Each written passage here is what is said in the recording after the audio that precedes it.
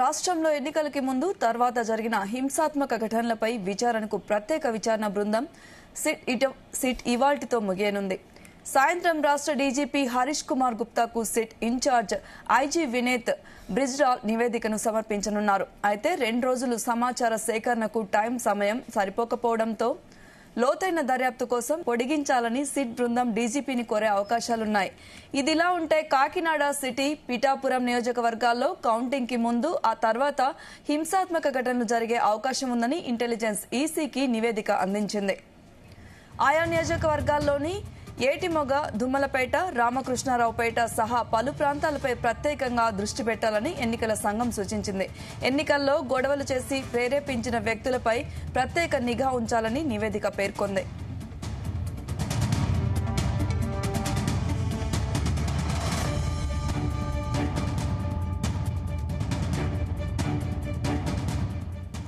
ఇక ఇదే అంశంపై మరిన్ని వివరాలు మా ప్రతినిధి నాగేశ్వరరావు అందిస్తారు. నాగేశ్వరరావు.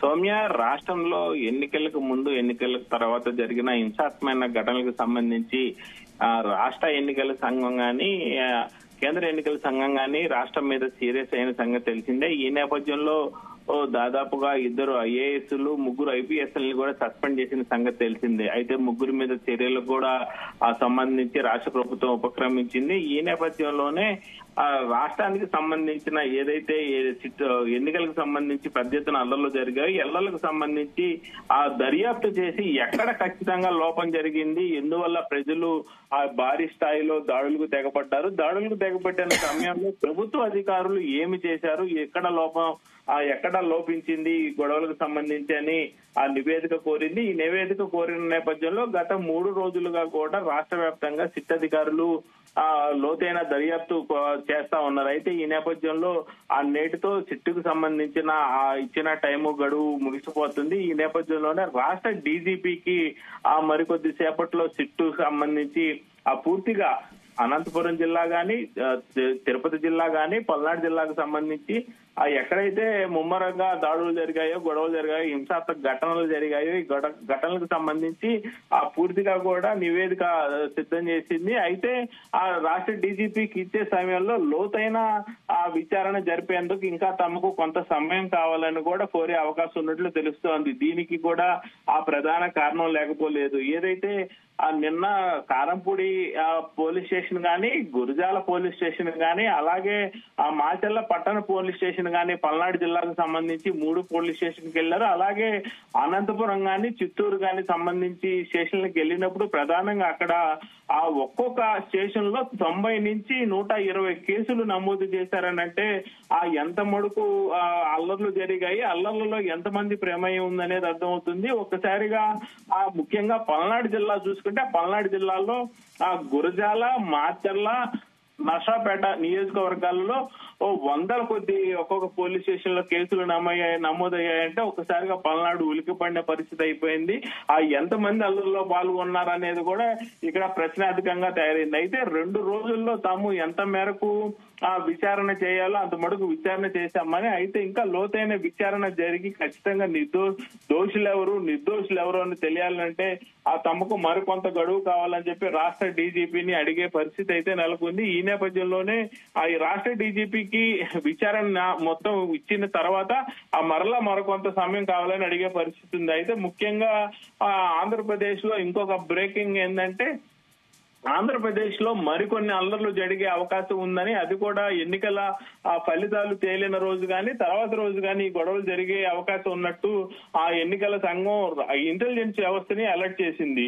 ముఖ్యంగా కాకినాడ సిటీ, పిఠాపురం నియోజకవర్గాల్లో కౌంటింగ్ ముందు గాని, కౌంటింగ్ రోజు గాని, తర్వాత గాని హింసాత్మకమైన ఘటనలు జరిగే అవకాశం ఉందని ఇంటెలిజెన్స్ ఈసీకి నివేదిక ఇచ్చింది. ఆయా నియోజకవర్గాల్లోని ఏటిమెగ, దుమ్మలపేట, రామకృష్ణపేట సహా పలు ప్రాంతాలలో ప్రత్యేక దృష్టి సాధించాలని ఎన్నికల సంఘం సూచించింది. అయితే ఎన్నికల్లో గొడవలు చేసిన, ప్రేరేపించిన వ్యక్తులపై ప్రత్యేక నిఘా ఉంచాలని నివేదికలో సమర్పించింది. అయితే దీనికి సంబంధించిన కాకినాడ గాని, పిఠాపురానికి సంబంధించి గాని పెద్ద ఎత్తున అల్లర్లు, గొడవలు జరిగే అవకాశం ఉందని కూడా ఈసీ ఇప్పటికే పలు అధికారులను అలర్ట్ చేసింది. దీనికి సంబంధించి ఇంటెలిజెన్స్ వ్యవస్థ కూడా ఈసీకి పూర్తి సమాచారాన్ని అందించింది, అలర్ట్ చేసింది. దీంతో ఒక్కసారిగా ఏదైతే ఎన్నికలు జరిగిన తర్వాత రాష్ట్ర వ్యాప్తంగా కూడా గత 3 రోజులు కూడా ఉద్రిక్తత వాతావరణం నెలకొంది. పల్నాడు జిల్లా, చిత్తూరు జిల్లా, అనంతపురం జిల్లాలో.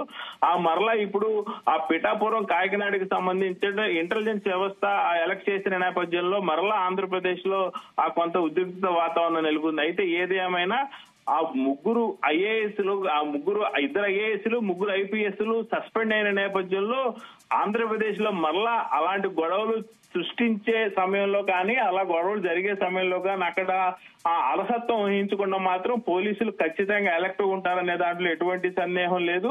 ఇంతమంది సస్పెండ్ అయిన తర్వాత కూడా అధికారుల్లో మార్పు రాకుండా అయితే ఖచ్చితంగా ఉండదని అనుకుంటున్నారు. వచ్చే రాబోయే ఫలితాలు ఏదైతే 4వ తారీఖు ఉందో, 4వ తారీఖు కనుక ఇలాంటి గొడవలు జరిగితే తమ కూడా సస్పెండ్ అయ్యే అవకాశం ఉన్నదన్న నేపథ్యంలో ఖచ్చితంగా వాళ్ళకున్న ఏదైతే ఎస్బీ వ్యవస్థ కానీ, ఒక ఎస్పీ కింద ఉండే ఆ ఎస్బీ వ్యవస్థ కానీ, ఇంటెలిజెన్స్ వ్యవస్థ కానీ, క్యాప్ పార్టీ కానీ, వివిధ ఏదైతే వాళ్ళ దగ్గర వ్యవస్థలు ఉన్నాయో ఆ వ్యవస్థలన్నింటి కూడా ఎలక్ట్ చేసి ఎక్కడికక్కడ ఆ అధికారులందరూ కూడా ముందు జాగ్రత్త చర్యలు తీసుకుంటారంటే ఎటువంటి సందేహం లేదు. సౌమ్య. ఓకే నాగేశ్వరరావు, అయితే సిట్ నివేదికలో ఎలాంటి అంశాలు ఉండే అవకాశం ఉంటుంది? సిట్ నివేదికలో ఆశ్చర్యకరమైన అంశాలు కొన్ని వెలుగు చూశాయి. ఏదైతే ప్రధానంగా అధికారులు, పోలీస్ అధికారులు ఉన్నారో పోలీస్ అధికారులే ఆ వ్యవస్థల్ని పాడు చేసే విధంగా ఉంది. ముఖ్యంగా చూసుకుంటే పల్నాడు జిల్లాలో పలు మండలాల్లో కానీ, పలు గ్రామాల్లో కానీ, ముఖ్యంగా పోలింగ్ కేంద్రాల వద్ద కూడా పెద్ద ఎత్తున గొడవలు జరిగాయి. పోలింగ్ కేంద్రంలో కూడా ఎవరైతే అల్లర్లు సృష్టించారో వాళ్ళు పోలింగ్ కేంద్రంలో కూడా చొచ్చుకుని పోయిన పరిస్థితి ఏర్పడింది. అయితే ఈ క్రమంలో ఒక పార్టీకి సంబంధించిన వారికైతే ఆ పోలింగ్ కేంద్రంలోకి వెళ్లేదాకా ఉన్నారు. మరొక పార్టీకి సంబంధించిన వాళ్ళు ఆ పోలింగ్ బూత్ దరిదాపుల్లో కూడా వచ్చిన పరిస్థితి అయితే లేదు. అలాగే ఒక పార్టీకి చెందిన వాళ్ళు అల్లర్లు చేస్తుంటే మరొక పార్టీకి సంబంధించిన వాళ్ళు వచ్చే సమయంలో వాళ్ళని అడ్డుకునే పరిస్థితి ఉంది.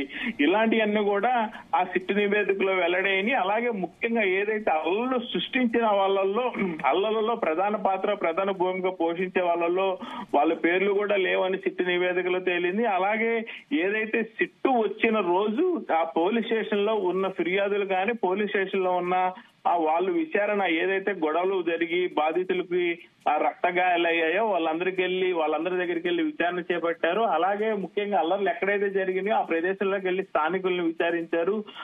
వివిధ ఎంఆర్ఓలు గాని, అలాగే విఆర్ఓలను గాని, స్థానిక ఆర్ఓలను గాని, అలాగే పోలీసులను గాని మొత్తాన్ని కూడా విచారణ చేపట్టిన నేపథ్యంలో 100 పేర్లు బయటకు వచ్చాయి. 100 పేర్లకు సంబంధించి కూడా ఆ కేసులు నమోదు చేసిన పరిస్థితి ఉంది. అయితే ఈ 100 పేర్లు ఎందుకు గతంలో కేసులు నమోదు చేయలేదు? సిట్టు వచ్చిన రోజే ఆ సిట్టు దగ్గర ఉన్నప్పుడు వీళ్ళందరి మీద కేసులు నమోదు చేయడం కానీ, ముఖ్యంగా దీంట్లో కొందరు పెద్దలు హస్తం ఉన్నట్టు కూడా సమాచారం వస్తా ఉంది. వారి మీద కేసులు నమోదు చేయడానికి మరింత విచారణ చేసి కేసులు నమోదు చేద్దామని ఇప్పుడు టైం అడిగే పరిస్థితి కూడా అందుకోసం అనిపిస్తుంది. అయితే మొత్తానికి ఆ విస్తుగొల్పే నిజాలైతే సిట్టు విచారణలో తేలిందనేది అయితే తెలుస్తా ఉంది. Soumya. Okay, thank you Nageswararao.